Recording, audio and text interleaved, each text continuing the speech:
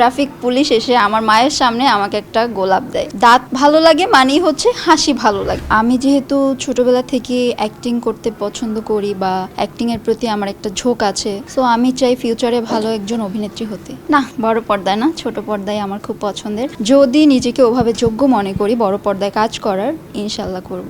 ভয় পাওয়া না, আসলে লোক হাসিয়ে তো লাভ নেই। বড় পর্দায় কাজ করার জন্য অনেক স্ট্রাগল করতে হয়, শিখতে হয়। তো আস্তে আস্তে শিখছি। যখন মনে হবে না হ্যাঁ আমার মধ্যে 100% আছে, তখন ইনশাল্লাহ কাজ করব। ভালোবাসার সংজ্ঞা আমি কিভাবে বলবো? আমার কাছে ভালোবাসা বলতে আমার মা। আমি মাকে সবসময় ভালোবাসি। 14 ফেব্রুয়ারি আলাদা করে আমার কাছে ভালোবাসার কিছু নেই, আর আমার কোনো বয়ফ্রেন্ডও নেই। তো ভালোবাসা সম্পর্কে এত ধারণা আমার নেই। অবশ্যই তাকে কেয়ারিং হতে হবে এবং সে আমাকে সম্মান করছে কিনা এই বিষয়টা আমি খেয়াল করব। আর আমার যেহেতু কোনো ভাই বোন নেই, আমি একা, তো অবশ্যই আমার মা বাবাকে তার নিজের মা বাবার মতো রেসপেক্ট করতে হবে। নারী স্বাধীনতা বলতে আসলে আমার কাছে মনে হয় নারীদেরকে রেসপেক্ট করা হবে, তাদেরকে ছোট করে দেখা হবে না। এটাই আমার কাছে নারী স্বাধীনতা। ইনশাল্লাহ আমি এই দিক থেকে লাকি যে আমাকে তেমন কোনো ট্রলের মুখে পড়তে হয়নি এবং বিভিন্ন ইন্টারভিউ থেকেও আমি একটু দূরে থাকি, যেহেতু আমি মানুষটা খুবই ছোট। কি বলতে কি বলে ফেলবো সেটা নিয়ে ট্রল করা হবে। আর সবসময় আমার মা আমার পাশে থাকে, যার কারণে আমার এই ধরনের প্রবলেম ফেস করতে হয়নি। তারা বলে আমার দাঁতটা নাকি তাদের কাছে ভালো লাগে, আর হচ্ছে চোখ। দাঁত ভালো লাগে মানেই হচ্ছে হাসি ভালো লাগে তাদের কাছে, আর চোখগুলো তাদের কাছে ভালো লাগে। এই কমেন্টগুলো বেশি পাওয়া যায়। আজকে লেন্স লাগানো।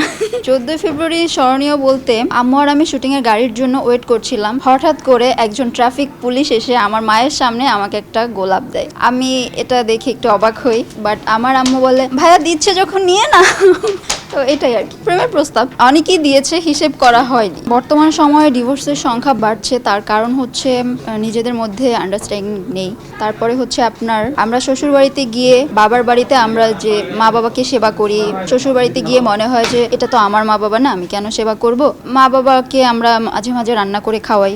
যেমন আমি আমার মা বাবার জন্য স্পেশাল কিছু আইটেম মাঝে মাঝে রান্না করি। কিন্তু অনেকে হচ্ছে মনে করে আমি শ্বশুর বাড়িতে এসেছি, শ্বশুর শাশুড়িকে নিজের মা বাবার মতো দেখতে পারছে না, তার জন্য হচ্ছে তারা ওইরকম বিহেভ করছে।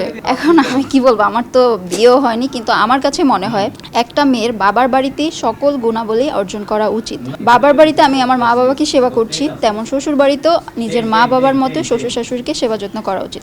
আমি আমার বাবার বাড়িতে থাকতে আমার মা বাবার জন্য স্পেশাল কিছু খাবার রান্না করতাম, ওটা আমি শ্বশুর বাড়িতে গিয়ে করব। সো শ্বশুর বাড়িতে গিয়ে আমার নিজেকে চেঞ্জ করার কিছু নেই।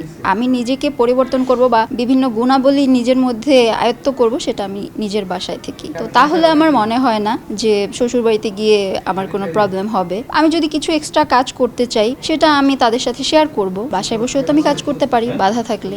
জীবনে বাঁচতে হলে, সুন্দরভাবে সমাজে চলতে হলে টাকারও দরকার আছে। সো শুধু স্মার্ট দেখে আমি আসলে 10 দিন 12 দিন থাকতে পারবো, আর ভালোবাসা জানালা দিয়ে চলে যায় টাকা না থাকলে। না, আমি কখনো ছ্যাঁকা খাইনি, কখনো দিও নি, খাইও নি। এখন যাদের মনে হয়েছে তারা ছ্যাঁকা খেয়েছে, এটা তাদের প্রবলেম, আমার না।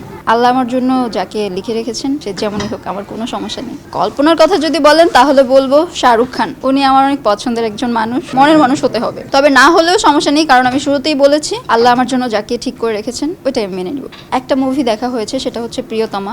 আমার কাছে বেশ ভালো লেগেছে। আর বাদ বাকি আমি ওনাকে নিয়ে কিছু বলতে চাই না, উনি একজন লিজেন্ড। আমি নিজেকে একজন ভালো অভিনেত্রী হিসেবে দেখতে চাই। আমি যখন মিডিয়া থেকে চলে যাব তখন মানুষ যেন মনে করে না উনি আমাদের জন্য ভালো কিছু কাজ রেখে গিয়েছে।